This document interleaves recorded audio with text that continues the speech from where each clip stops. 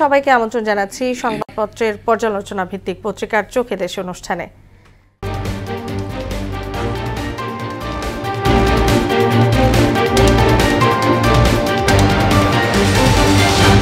দর্শক, অনুষ্ঠানে আজকের অতিথি মোহনা টেলিভিশনের বার্তা সম্পাদক সুমন মুস্তাফিজ। দর্শক, প্রথমেই দেখে নেব বিভিন্ন পত্রিকার শিরোনাম।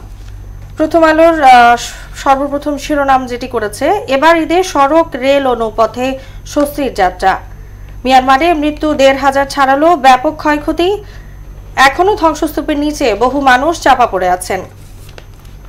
দৈনিক ইত্তেফাক করেছে, স্বস্তিতে রাজধানী ছাড়ছে মানুষ, বাস কাউন্টারে নেই বাড়তি চাপ, শিডিউল মেনে ট্রেন ছেড়েছে ঢাকা থেকে, চিরচেনা রূপে সদরঘাট। দৈনিক সমকালের প্রথম হেডলাইন হয়েছে, ধ্বংসস্তূপ সরালেই মিলছে মরদেহ, মৃত্যু ছাড়ালো ১৬৪৪, আহত ৩০০০-এর বেশি, খোঁজ মিলছে না ১৩৯ জনের। চাঁদের অপেক্ষায় ঈদ, ঈদের দিনও থাকবে গরম, ৭ বিভাগেই তাপপ্রবাহ। দৈনিক বাংলাদেশ প্রতিদিন, ঈদের ভোটের রাজনীতি, ভোটের মাঠে আসনে বিএনপি, জামাত, এনসিপির নেতারা, নির্বাচন কেন্দ্রিক প্রস্তুতিতে বিএনপি সব আসনেই তৎপর জামায়াত প্রার্থীরা। দৈনিক যুগান্তর, প্রধান উপদেষ্টা ডক্টর ইউনূসের চীন সফর, ঢাকা বেইজিং সম্পর্ক নতুন উচ্চতায়। বণিক বার্তা, ৬ বছর ধরে শুল্ক মুক্ত সুবিধা পেলেও চীনে বাড়েনি বাংলাদেশের পণ্য রফতানি। ইউএসজিএস এর পূর্বাভাস, মিয়ানমারে ভূমিকম্পে মৃত্যু ১০,০০০ ছাড়াতে পারে, মৃতের সংখ্যা ১৬০০ ছাড়ালো। এবং সর্বশেষ the Daily Star, easy ride home, long Eid vacation, staggered RMG closures cut, travails. আমরা দেখে নিয়েছি আমাদের সকালের পত্রিকার শিরোনামগুলো।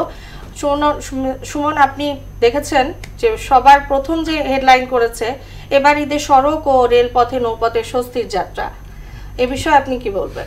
জি, ধন্যবাদ আপনাকে। এই বিষয়ে আগেও কথা বলেছি আমরা। আমার মনে হয় সবচেয়ে স্বস্তির সবচেয়ে বড় কারণটা একটি, এর মধ্যে তো একটি রাজনৈতিক ইস্যু থাকেই, রাজনৈতিক কারণ থাকেই। আমরা জানি যে এই মুহূর্তে পরিবর্তিত প্রেক্ষাপটে একটি ইন্টারিম গভর্নমেন্ট, অন্তর্বর্তী সরকার দেশ চালাচ্ছেন। তো সেই বিষয়টি একটি, এবং সবচেয়ে বড় যেটি সেটি হচ্ছে যে এবারের ঈদের ছুটিটা অনেক লম্বা।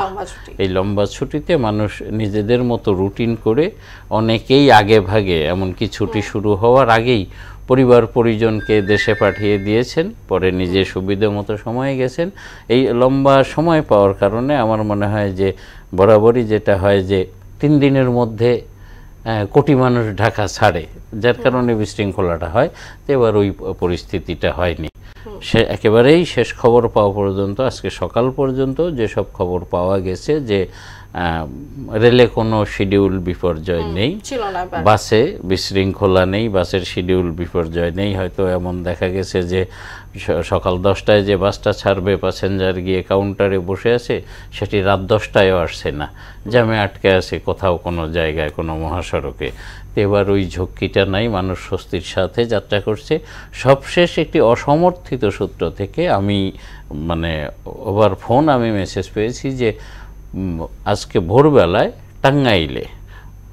টাঙ্গাইলে যমুনা সেতুর পূর্ব প্রান্তে একটা জ্যামের সৃষ্টি হয়েছে। সেটা নাকি বেশ ৩০ কিলোমিটার লম্বা একটা যানজট শুরু হয়েছে। তো সেটা আমি কনফার্ম করতে পারিনি খবরের উৎসটা।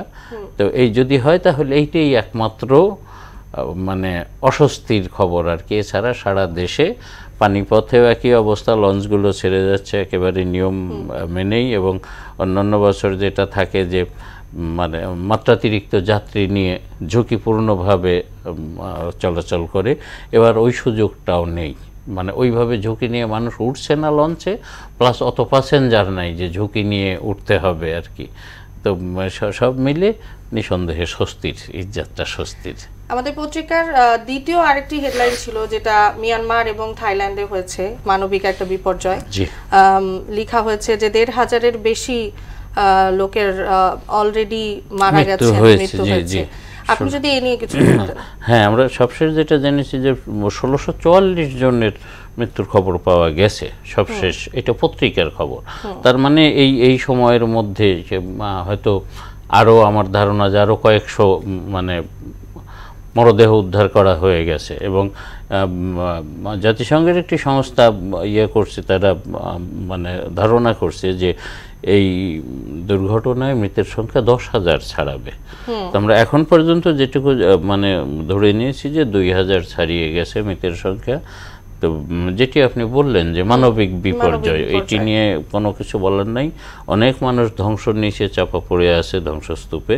তো এইগুলো যদি মানে তাদেরকে সব উদ্ধার করা যায়, জীবিত মৃত যেভাবেই হোক, তারপরে সঠিক সংখ্যা জানা যাবে, মৃতের সংখ্যা, আহতের সংখ্যা।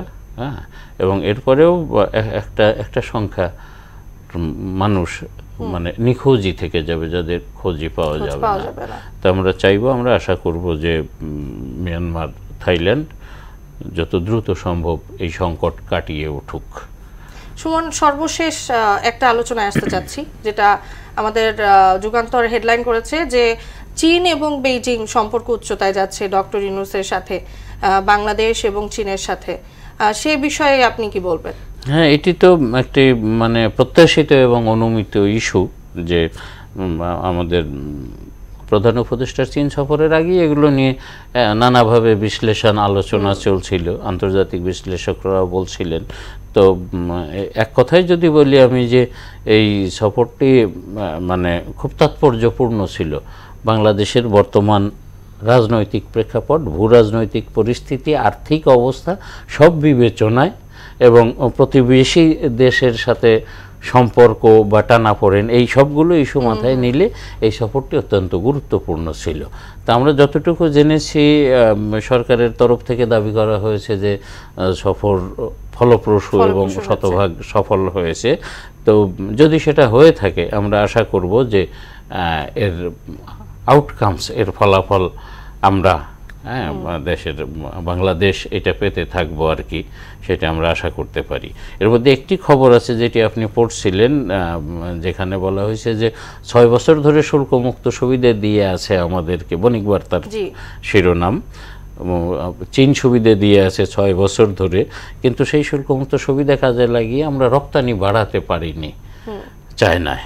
তো আমরা আশা করব যে সরকার এই দিকটায়ও নজর দিবে, যে আমরা শুধু আমদানি করব চায়না থেকে, বিষয়টা ওই রকম যাতে না হয়, একতরফা না হয়। চায়নায় কি জিনিস মানে চাহিদা আছে আমাদের দেশে হয়, সেটি আমরা যাতে চায়নায় রপ্তানি করতে পারি।